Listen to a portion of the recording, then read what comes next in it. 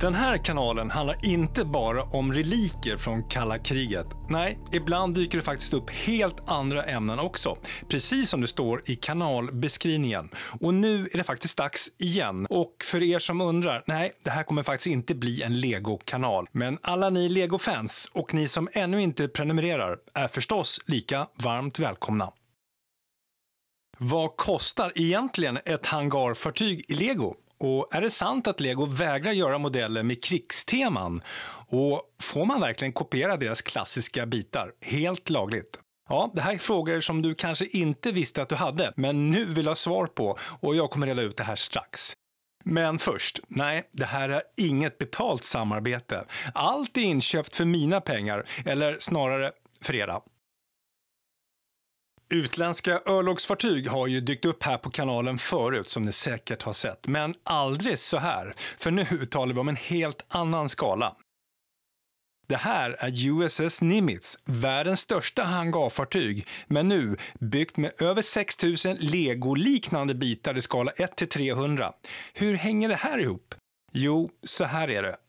För ja, Lego, det känner vi ju alla till, grundat i Danmark 1932 och den första byggsatsen som vi känner igen som Lego kom ut 1949. Lego hade faktiskt en gång i tiden ett formskydd på själva Lego-biten, men en konkurrent menar att formen egentligen bara var bestämd av funktionen och därför inte kunde skyddas. Efter en lång rättsprocess fick konkurrenten faktiskt rätt och skyddet försvann. Fler företag började då dyka upp och bland annat Bluebricks grundat 2018 i Tyskland och de saknar visserligen Legos renommé men fyller en lucka i utbudet som Lego saknar enligt mig. Självklart ger Lego inte upp och allt eftersom nya specialbitar tillverkas tar man patent och försöker skydda. Lego har faktiskt idag över 2000 giltiga patent hela världen över, bland annat elektriska komponenter, specialbitar, hjul och kugghjul.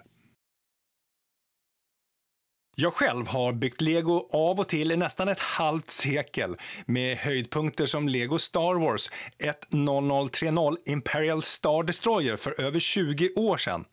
Men det danska Legot blir allt dyrare och teman som tidigare lockade, ja, de känns numera mindre intressanta och är ofta kanske lite för färgglatt och på gränsen till kitschigt. Lego, ja, de har visserligen doppat tårna i historiska militära teman tidigare, men av politiska skäl vill företaget inte kopplas ihop med konflikter eller ge intrycket av att glorifiera krig. Det innebär att även om historiska händelser kan inspirera håller Lego en tydlig gräns för att inte uppmuntra våld eller kontroversiella teman i sina byggsatser. Tråkigt va? Å andra sidan så är en av deras största teman Star Wars och mer krig kan det ju knappast bli, eller? Men här kommer man undan med att Star Wars är fantasi, men är det egentligen någon skillnad om leken sker på jorden eller rymden? Men då är det tur att det finns andra tillverkare av Lego-bitar som till exempel Bluebricks från Tyskland. De erbjuder faktiskt en mängd sätt även med militära teman men oftast utan en massa specialbitar eller skrikiga färger.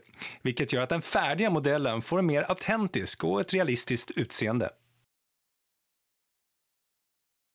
Priserna på Lego blir allt dyrare och den senaste dödsstjärnan som släpptes nu i september 2025 kostar nästan 13 000 kronor. Ja, det öppnar upp faktiskt för andra alternativ. Och den här modellen från Bluebricks, den kostade 270 euro, ungefär 3 000 kronor. Det blir omkring 50 öre per bit, vilket grovt räknat är under halva priset jämfört med en Lego. Man snålar inte heller på bitarna och bristen på specialdelar ökar byggglädjen. Byggandet blir nästan som en skulpterande process med uppbyggnader på olika nivåer och olika djup. Skrovet är verkligen en höjdpunkt med alla sina terrasserande nivåer och kurvationer. Byggandet sker modulvis där större delar sätts ihop på ett sinnrikt sätt runt om en stomme. Varje gång modulerna gifter sig perfekt blir man faktiskt lika förvånad och imponerad över hur väl allt passar ihop.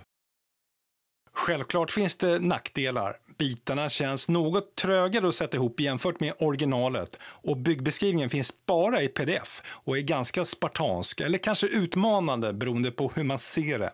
För mig är det bra att kunna förstora bilderna på de kluriga stegen ibland i byggandet, men utöver det finns faktiskt inga andra hjälpmedel att tillgå i beskrivningen.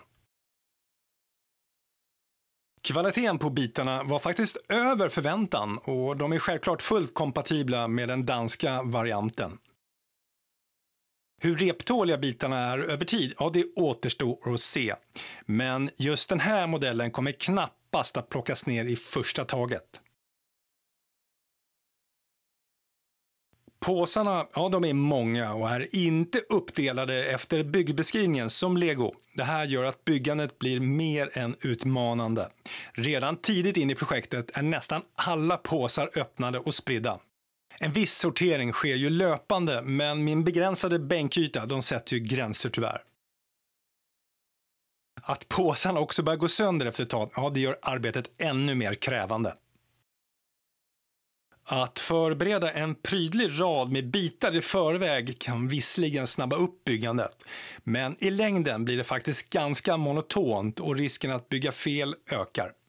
Och eftersom man oftast bygger när man har tid över, ja, och för min del så brukar det bli sena kvällar och det är ju när man är som tröttast. Och det här är inte optimala förhållanden för just det här sättet som är ganska krävande.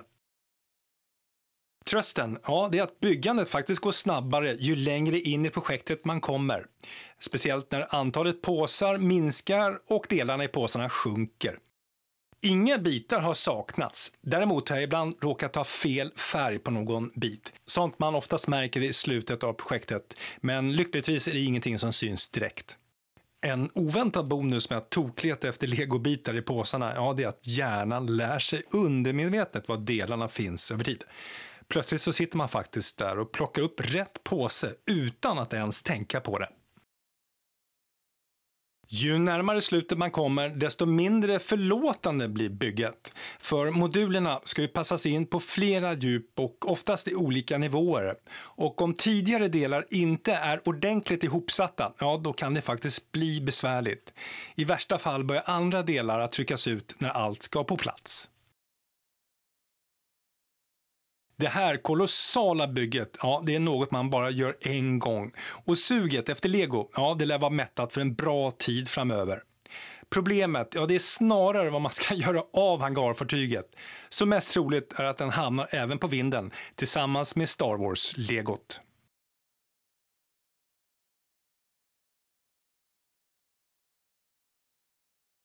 Nimitz-klassens hangarfartyg är byggda för omkring 50 års tjänst.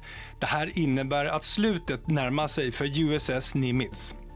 Marinen planerar en sista insats 2025 innan hon anlöper hamnen i Norfolk i april 2026, där avvecklingen kommer att inledas.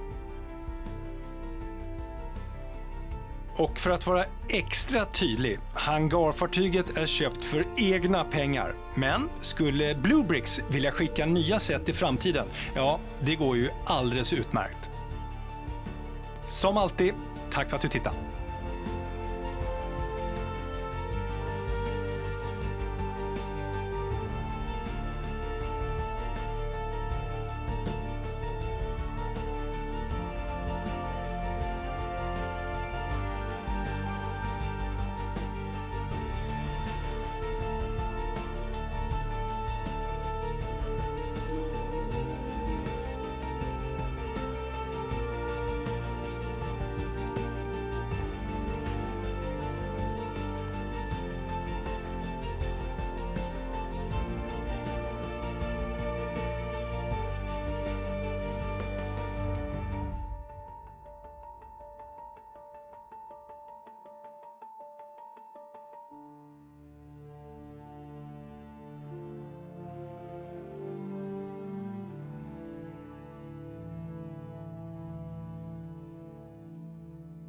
Jag kommer vi landa då.